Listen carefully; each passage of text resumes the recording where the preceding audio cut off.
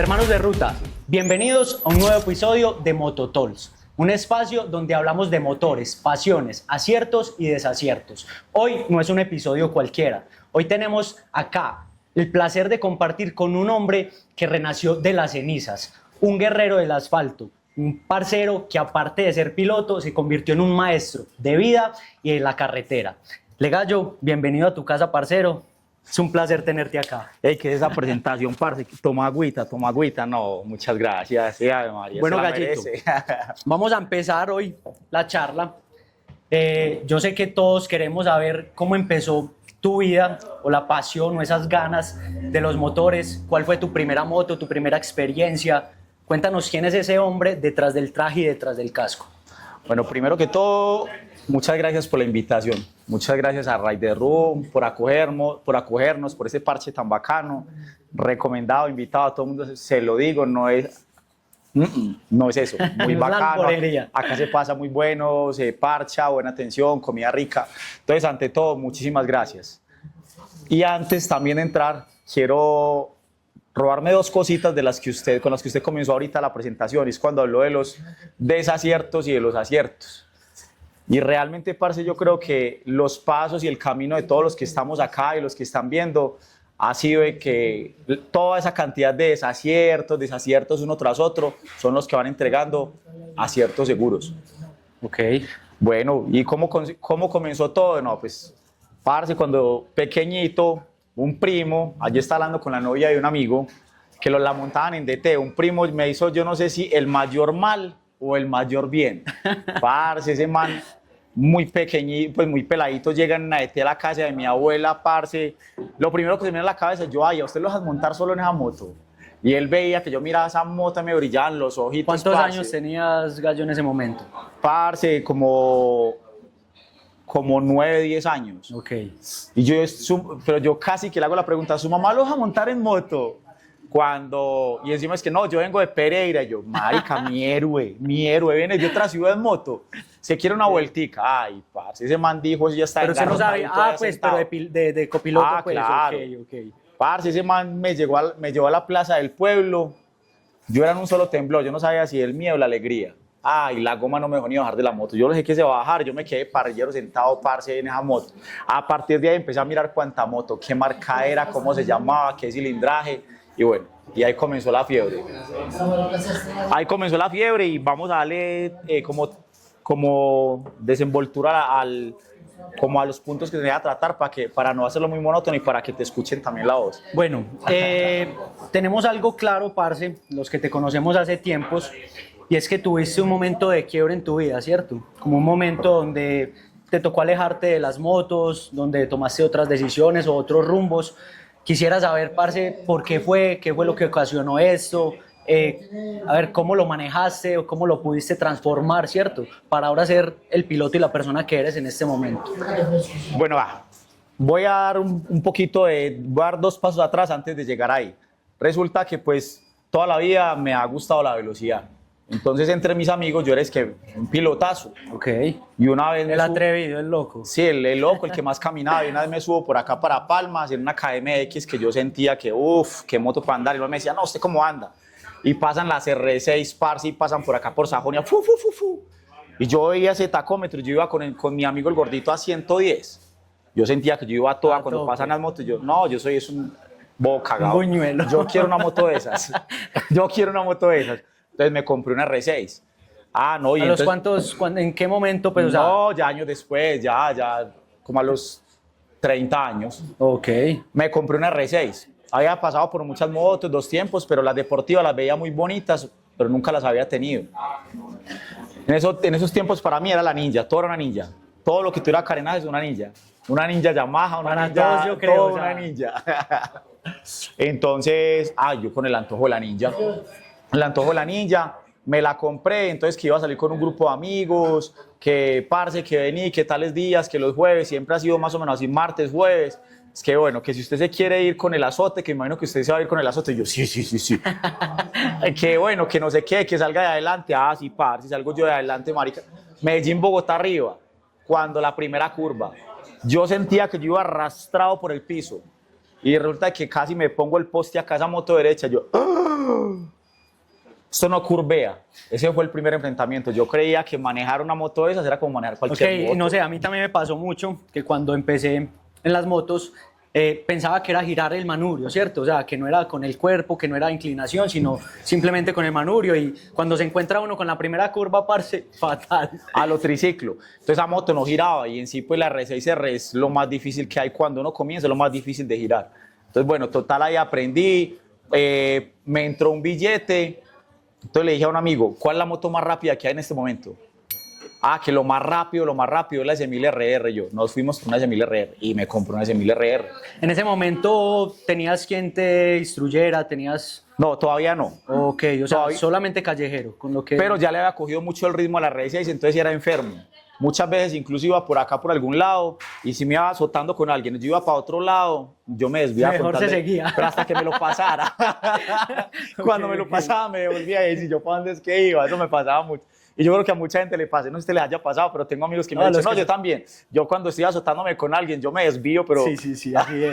No, los que somos amantes de la adrenalina, parce. Yo le doy alimento al ego. Me compré la S1000RR, ya salía con un grupo en ese tiempo que llamaba RPM. Me empezó a ir bien, relativamente yendo rápido. Entonces con los que estábamos, éramos rápidos, y era el grupo más rápido acá de Medellín. Y resulta que hay escuchado de unas eminencias. Había un man que lo va a mencionar, le decían Tatareto. A mí me decía todo el mundo, parce, el día que usted conozca a Tatareto, señor, no lo coge nadie. El señor tenía como 40 años de tiempo. Okay. Y yo tenía 30. Cantano ya, experimentado. Y decían, a ese man no lo coge nadie. Y había un man que era muy de foticos. Usted lo veía hermoso, el man impecable, con su dainís, con la rodilla en el suelo. Entonces, una vez coincidió con que en esa salía todo el combo pues, de los rápidos. Entonces me dijo un amigo, me dijo, parce, si usted quiere medir realmente, mídase con ese man. Entonces me señaló al bonito, al que posaba bonito, al de la rodilla.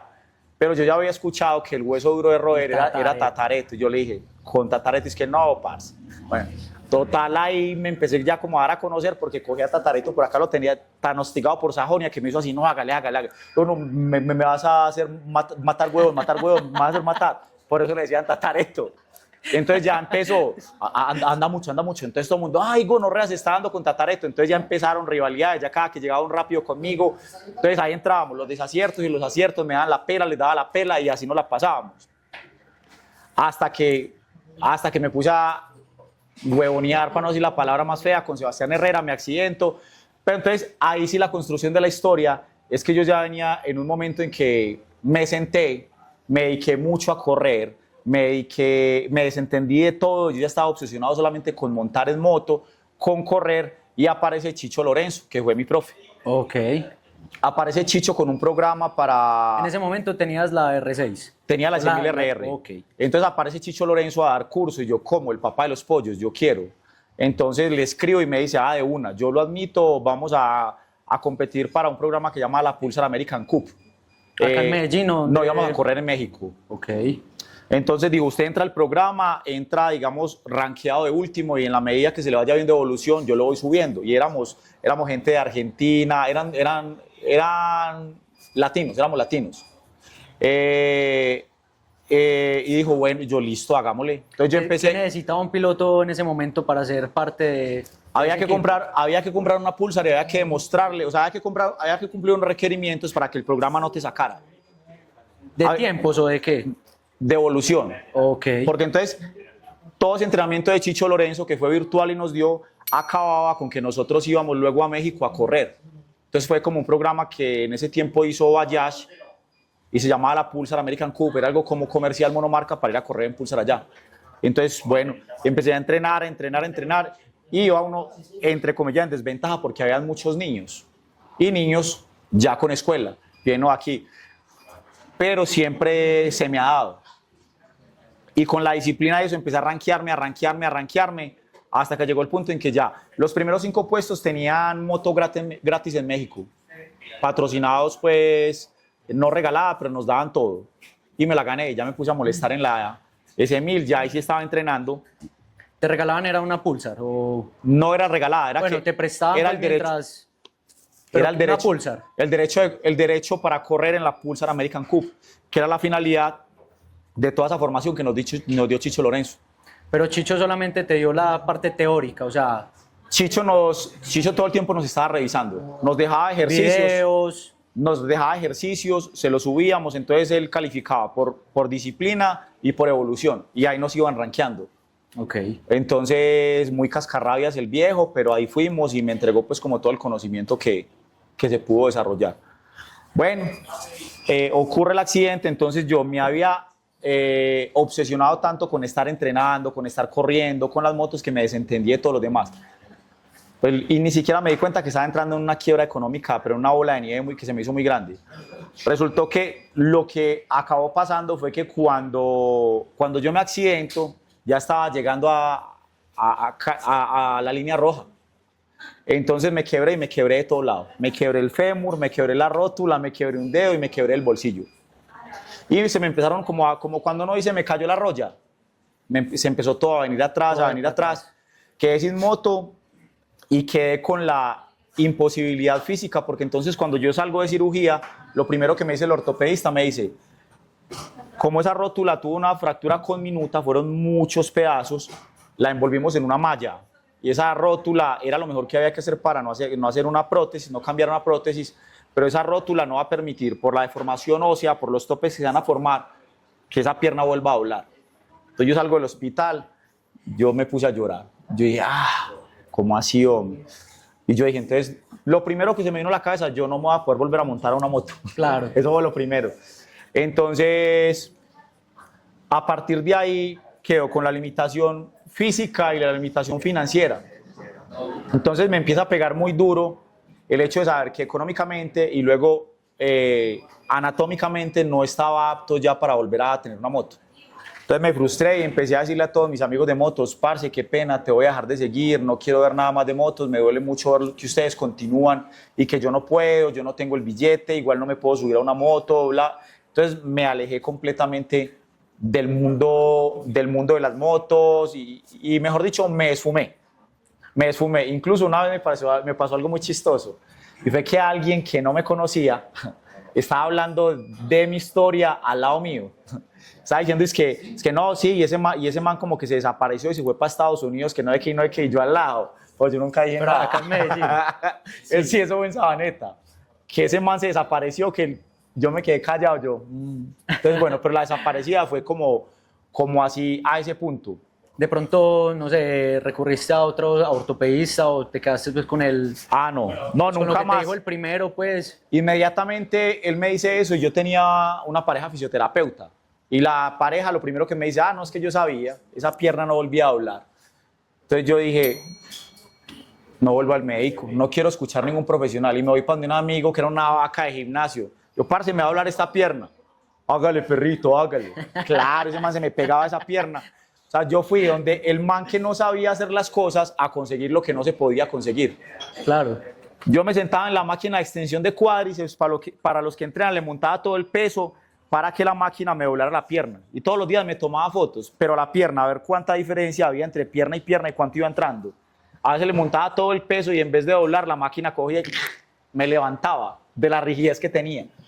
Pero así lo fue haciendo, peleando, me montaba en una Se te scooter. inflamaba, se te ponía peor. Horrible, se me recalentaba la pierna, se me ponía como roja, hinchada, entonces yo no le decía a nadie, Pero usted mantenía con las sudadera, ganas firmes. callado. Bueno, la pierna tiesa. Entonces, como yo he sido muy vanidoso toda la vida, entonces yo me miraba mucho a los espejos. Entonces, lo que hacía era como intentar voy a dramatizarles. Esta era la pierna tiesa y si esta se movía así, yo intentaba mover la otra también así, porque no me quería ver cojo. Yo la chimba, tieso pero no cojo. Yo no podía ver como que me pasara esto, yo no voy a ser un cojo. Y empezó la obsesión, en una de esas veces obsesionado, parce, acabé en Manizales. Pero así, empecé a acelerar, entonces yo me subía de parrillero en una scooter que me compré. Exacto, ¿qué moto tenías en ese momento? Me compré una Agility. Entonces me montaba de parrillero y me jalaba hacia adelante. Todo el tiempo, me jalaba, aguantaba, me relajaba y una vez así, acabé en Manizales. Cogí por Caldas, jalándome, yo ni miraba. Y así me devolvía. Entonces todos los días me daba mucha terapia en esos días, pero terapia yo mismo, terapia psicológica. La pareja que tenía era excompañera de un man que en ese tiempo, se llama Víctor, era el fisioterapeuta del Nacional, me lo llevó hasta la casa.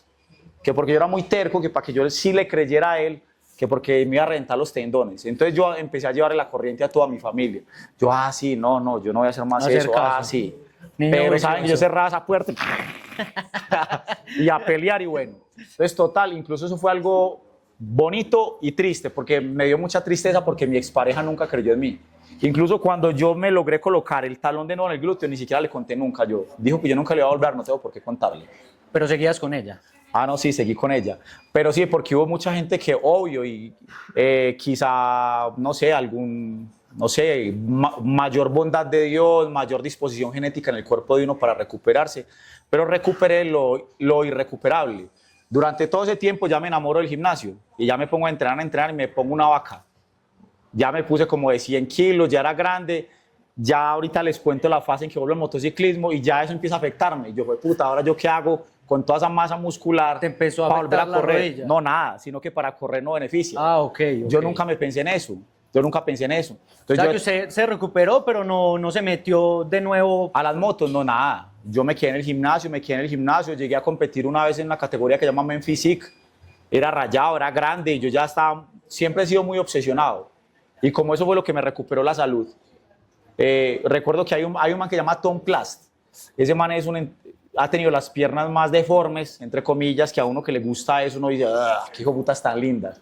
Y él man daba muchos consejos de pierna. Él decía que entrenar pierna era como la vida.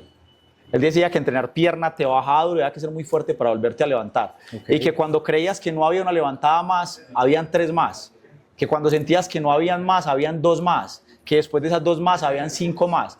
Y entonces toda esa paradoja la utilicé a mi favor y también me puse con unas patas así. Cuando ya vuelvo a entrar, que ahorita les cuento la parte de la historia que me mide un traje, ¿cuál traje? Eso no me subía por ningún lado. Yo era así forrado, ya lo mandé a hacer. Y ya dije, bueno, y todo esto que construí durante todo este tiempo, llegó la hora de desconstruirlo y ahí estamos en ese proceso.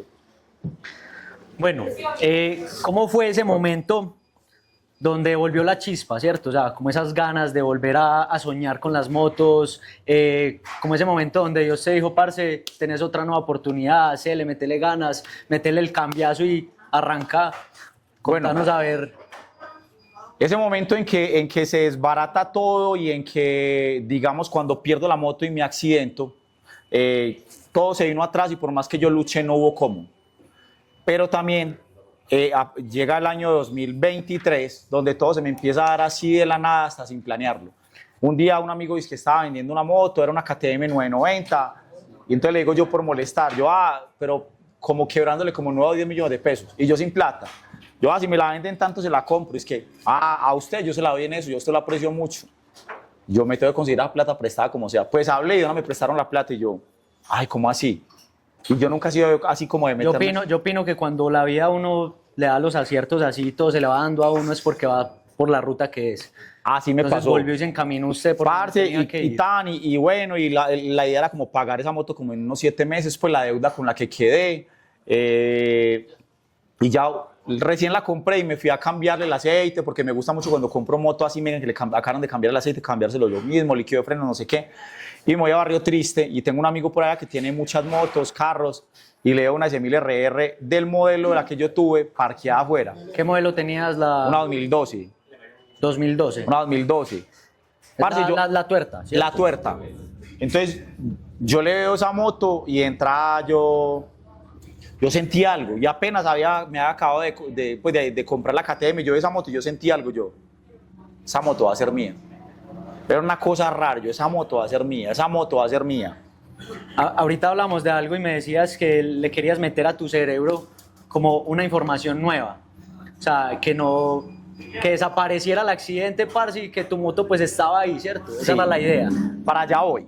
Entonces yo le decía al man, esa moto, y un día le dije, parce, véndame esa moto, pero véndame esa moto y guárdemela porque no tengo plata.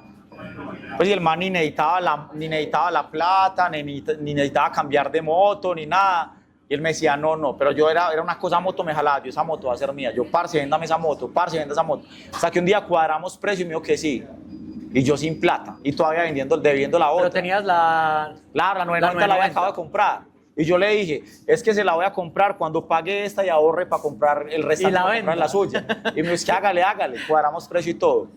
Entonces, eso fue lo que te hablaba ahora. Yo quedé con una fijación porque la antigua 1000 RR por la que yo acabé, esa moto quedó nuevecita. Entonces yo decía, yo quisiera comprar esa moto y volverla a pintar del color de la misma que ya tuve, porque quisiera como darle el regalo a mi cerebro de que entienda que no se perdió, sino que ahí está. Entonces, bueno, al fin de cuentas todo se dio. Al que le vendí la moto lo conocí por Marketplace. Llega y me escribe, es que se la compro y me fui a 9 millones.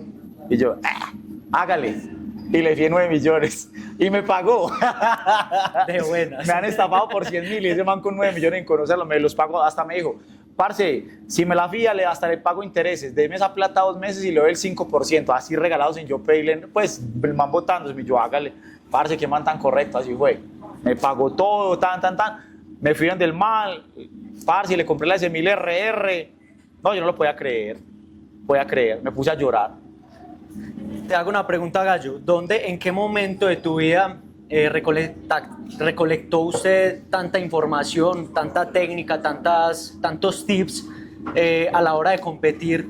¿Fue en el momento que estabas impedido físicamente o fue anteriormente con la escuela que tuviste? Bueno, parce, lo que pasa es que con Chicho el aprendizaje fue muy fuerte.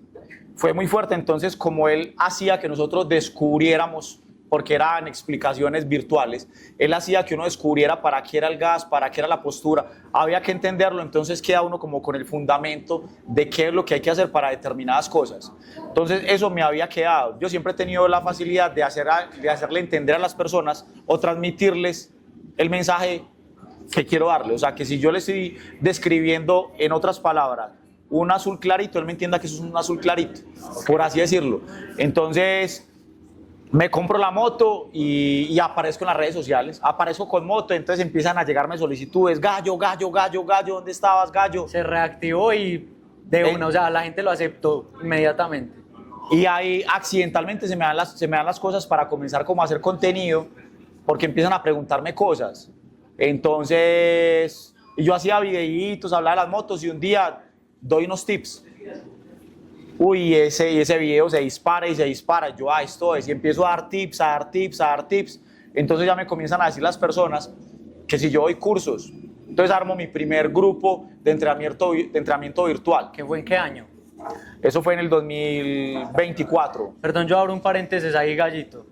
Parce, para mí sos de los influencers que mejor sabe manejar las redes. O sea, parce, uno con usted tiene contenido de valor, ¿cierto? O sea, uno Gracias, parce. Ver un video tuyo, parce, es crecimiento para uno, parce, y yo siempre soy amante a tus videos, a seguirte en redes, parce. Para mí, en serio, es un orgullo tenerlo acá frente a mí. En algún momento se lo dije, parce, en algún momento Gallo me va a conocer.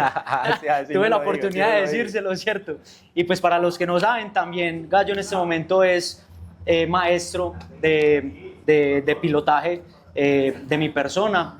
Y les quiero contar una anécdota muy chévere, que fue segundo entrenamiento, donde Sí. posición de cabeza siempre primero. Listo, bueno. Yo me fui reempeliculado ese día, que primero la cabeza, ¿cierto? Porque Gallo me repetía, hey, Lucho, primero la cabeza. Listo, salí del entreno, gomoso, y me vine para Palmas a dar un gorracito en otra moto y tiré la cabeza primero y terminé fue en el piso. Faltó fue el mío. Así no. Bueno, entonces, como les venía diciendo, entonces ya comienzo a dar tips y empieza a funcionar bien la cosa. Y a los días empieza a escribir un montón de gente agradecida. Me acuerdo mucho de 2 personas que llegan y me escriben, es que ¿cómo le parece que nosotros somos de un pueblo? No me acuerdo de qué pueblo era. Miren, nosotros salimos en un grupo de alto cilindraje y nosotros somos los más buñuelos. Me dijo, bueno, éramos los más lentos. Y desde que estamos viendo esos videos nos volvimos los más rápidos. Entonces todo el mundo nos está preguntando que qué pasó y ya le estamos recomendando. Y en esa dinámica sigue mucha gente. Hey, me ayudaste con esto, hey, gracias a vos Es esto. voz a voz. Siempre me ha gustado mucho hablar de la parte psicológica, porque acelerar y frenar todo el mundo sabe conducir, pero saber manejar las cosas es un poco difícil. Entonces siempre me ha gustado mucho abordar el tema en las redes sociales de los miedos. Porque ¿Qué emociones? más que otra cosa de los miedos, Okay. porque los miedos son una de las situaciones que más no se apoderan de nosotros, nos bloquean y nos llevan a hacer por salvarnos precisamente lo que no nos salva. Entonces empiezo a hablar de los miedos, y bueno, y también a cómo enfrentarlos y a cómo provocarlos. Por ahí hay un video donde digo, quiere aprender a manejar duro, hágase revolcar de un bache, métase a un puente, métale la llanta adelante, que lo sacuda, que su moto no es una poltrona. Entonces todo el mundo empieza a criticarme, hey, hágase revolcar de un bache, que vea, que me raspe, pero molestando. Entonces la gente empiezo a sacar a los que seguían y a los que creían lo que les decía de la zona de confort y les empieza a mejorar el pilotaje. Entonces a partir de ahí ya comienzo mis primeros cursos virtuales y como tenía la experiencia, porque así fui formado de manera virtual, empieza a funcionarme. Entonces a mí me pasaba que yo muchas veces solamente estaba escuchando el video y cuando yo decía desaceleró, miraba y se cayó. Entonces yo ya sé por qué ocurren las cosas. Entonces, No más con el sonido. Sí, porque uno comienza ya a entender mucho de tanto estar viendo videos, de estar entrenando personas y de uno mismo hacerlo, de uno saber qué es lo que ocurre mediante la ejecución o la mala ejecución. Entonces ya comienzo con los cursos, comienzo con los primeros y empieza la gente a pedir y ahí acabo formando gente que aquí tengo Listo, muchos Gallito. alumnos. Hay algo que yo sé que los que nos están viendo, parce, se mueren de ganas de saber y se lo voy a preguntar yo, ¿cierto?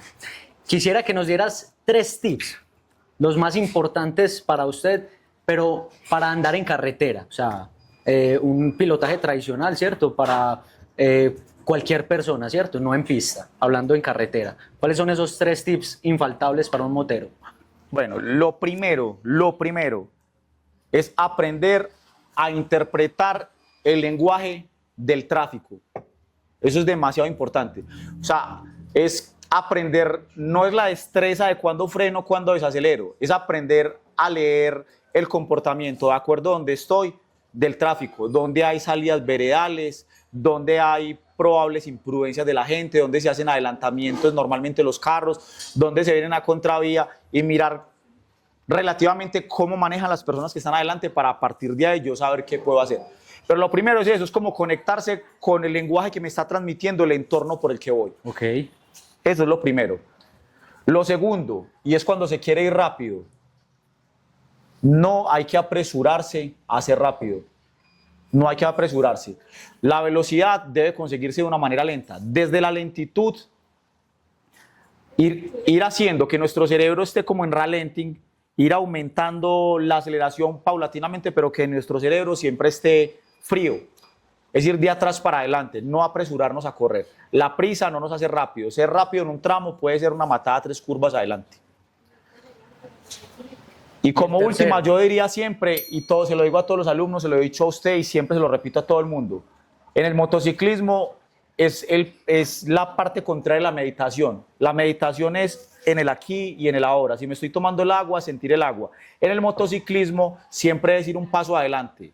La ejecución de un tramo, de adelantar un carro, la preparación de una curva que sea pensada en la siguiente. Cuando yo siempre estoy pensando en la siguiente, no solamente voy rápido, sino que si también voy pensando si hay una salida veredal, si quizá no conozco la curva y entonces no tengo visibilidad, entonces ¿cómo la preparo? De una manera más lenta, porque ser rápidos no es ir deprisa, es saberlo hacer. Nadie está libre de un accidente, pero yo diría que esos 3 pilares son fundamentales, más que para la conducción, porque todos sabemos acelerar, todos sabemos alargar una frenada, todos podemos luchar un miedo, enfrentarlo y desafiarlo. Es saberlo hacer de una manera donde yo no ponga en riesgo a las demás personas, no ponga en riesgo la estabilidad emocional de mi familia al verme una tragedia y por supuesto yo tampoco me ponga en riesgo. Ok, te sumo ahí un comentario que se me viene a la cabeza y es que siempre mirar al frente, ¿cierto? Lo que tú decías, mirar el entorno, pero más allá, o sea, no fijarnos dónde vamos en la moto, sino siempre tener la cabeza arriba y mirar más allá de lo que tenemos al frente, ¿cierto? Parce, quisiera también que nos dieras, no sé, unos 2 o si tenés otros 3 tips también, pero en línea de competencia, ¿cierto? Hablando de competencia de motos, ¿qué 3 factores para ustedes demasiado importantes a nivel competitivo? Bueno, entonces, lo primero que me gustaría que me dejes claro es que si hablamos de a nivel competitivo, entonces no estamos hablando de la calle, estamos hablando de la pista. Pista. Vamos a hablar de pista, de 3 tips para pista. Para los muchachos que nos ven y de pronto son pilotos. Bueno, lo primero es no creer que las calles son circuitos. En las calles podemos ir rápido con ciertas... No nos digamos huevonadas. Nadie se compra una 1000, una 600 o qué moto sea 50. Para andar a 50 y para andar a 60. Eso sí, pues, aunque no invito a la gente a ser irresponsable, pues eso no tiene sentido. Eso no tiene sentido. Y uno entiende pues que desde la parte gubernamental hayan unas estructuras para la convivencia, unas normas que hay que cumplir, pero si quisiéramos andar a esa velocidad, compramos una moto de 100 centímetros cúbicos y ya. Entonces, hay algo con lo que comienzo a hacer y últimamente estoy siendo muy enfático en mis videos y muy claro, y hacia allá voy, es hacerle entender a las personas, por ejemplo, que los tips que yo doy son tips de conducción deportiva y mis enseñanzas son deportivas, pero muchas de esas cosas no son aplicables en la calle. Por ejemplo, algo que nos ayuda mucho, se los enseño a todos, es extender, relajar y mirar atrás. Pero yo no me puedo desentender de mi entorno si estoy en la calle. Claro. O sea, los tips de pista no son tips de calle. En la calle normalmente nosotros amarramos la moto con motor para conservar distancia, para ir más seguros. En pista no hacemos eso. En pista nos vamos libres, frenamos, soltamos, nos relajamos y entramos a curva. Entonces, en cuanto a la conducción deportiva, ¿qué diría? Lo primero es, siempre, cuando uno quiere comenzar a pista, lo mismo. Para ser rápido no se puede llevar prisa. Es llegar, buscar esa persona que está en el circuito que tiene experiencia, mirar qué línea hace, no intentar perseguirlo. Un consejo que le doy a todas las personas que llegan a pista es tómese un tiempo, no para montar, sino para salirse de la pista. Vea quién lo hace bien, analice por dónde traza, no lo haga de la moto y luego usted replique eso al ritmo que usted sea capaz de hacerlo. Eso es lo primero, es ir lento para luego convertir esa lentitud en agilidad física con lentitud mental, o sea, que mi cabeza esté muy tranquila mientras yo estoy rebasando, le tengo la llanta a usted al lado. ¿Qué otro tip puedo dar para pista? Muy importante tener en cuenta, fundamental, el aire. El aire que utilizamos en pista no es el mismo aire que utilizamos en la calle. Entonces es muy importante cuando uno va a una pista acercarse a personas que tienen experiencia, que quieren compartir esa información y tener la humildad, y si se le dice que no, ir donde otro, de preguntarle cuál es el aire que aquí se utiliza. Porque, por ejemplo, ahí les cuento una anécdota, en las últimas carreras que tuve, cambiamos llanta y se me olvidó preguntarle al amigo que fue a cambiarme la llanta qué aire teníamos. Yo salí a montar así, en la primera frenada, y yo pues llegué y dije, ¿qué pasó acá? Me cuestioné mucho, yo ¿por qué me caí? Cuando le dije, vas a mirar el aire, 35 libras, yo, entonces es muy importante en pista tener claro qué aire tenemos. ¿Qué aire tenemos? Ya, yo creo que ya ahí nos dio los 3 tips. Y uno más, compenetrarse con el lenguaje de la pista. A veces ofrecen capacitaciones especiales en los autódromos para entender con una mano cuando estoy fuera de competencia, para que el banderillero entienda, porque lo más importante, en la pista, volvemos a lo mismo, decir seguro. Lo demás y la experiencia y el bagaje se va ganando. Lo más importante es siempre velar por la supervivencia y por la integridad. A partir de ahí hay muchas cosas que se descubren. Ok, vamos en este momento con un mito que se tiene acá en Medellín más que en otros lados, y es que si no llevamos rodilla al piso no vamos rápido. Quiero que ustedes de su experiencia me digan, pues porque para mí también se volvió muy de la foto, muy de modelar para que quedemos bien en las tomas, ¿cierto? Pero ¿qué tan real es la rodilla al piso para una buena velocidad en curva? Bueno, yo he estado haciendo mucho en mis redes videos donde digo que donde estoy mostrándoles si tengo una Insta detrás grabándome con la rodilla en el suelo todo el tiempo a uno y otro lado, y le estoy diciendo a las personas que la rodilla no es importante. El hecho de poner la rodilla en el suelo se ha convertido en un problema aquí de alta accidentalidad, porque cuando la gente llega donde los fotógrafos quiere lucirse y comienza a hacer lo que no controla.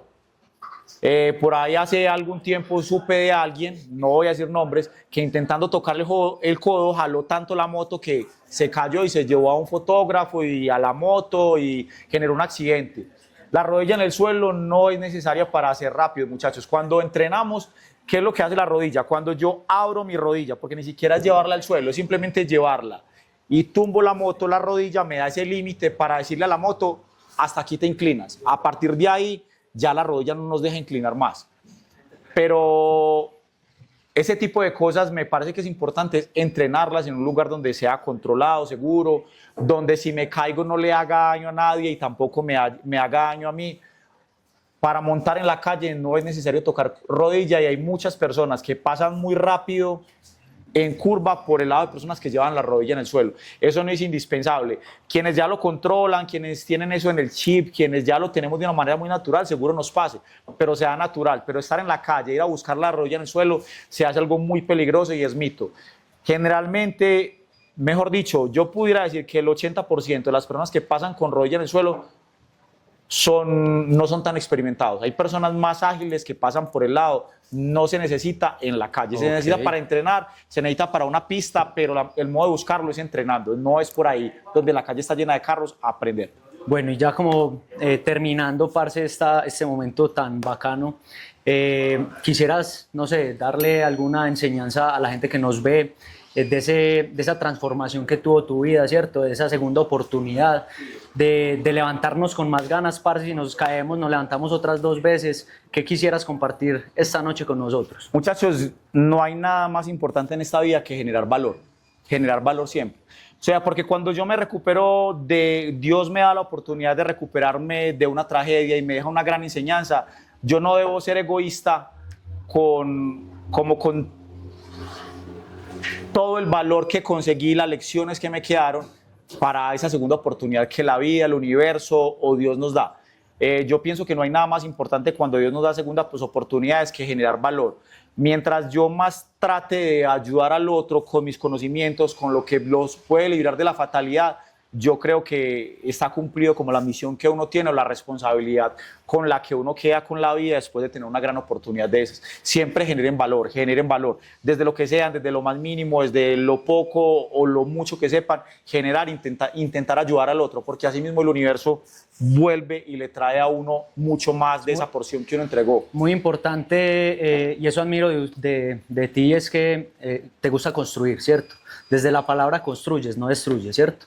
Y eso es muy importante pues para cualquier persona. Entonces también súper la enseñanza del día de hoy, construir con las palabras. Y bueno, Legallo, es un placer, parce, tenerlo por aquí. Recuerda que esta es tu casa. Muchas gracias a la familia de Rider Room Club por recibirnos siempre con los brazos abiertos y los esperamos para un nuevo episodio de Moto Talks en 15 días. Ya cortaron. Muchas gracias.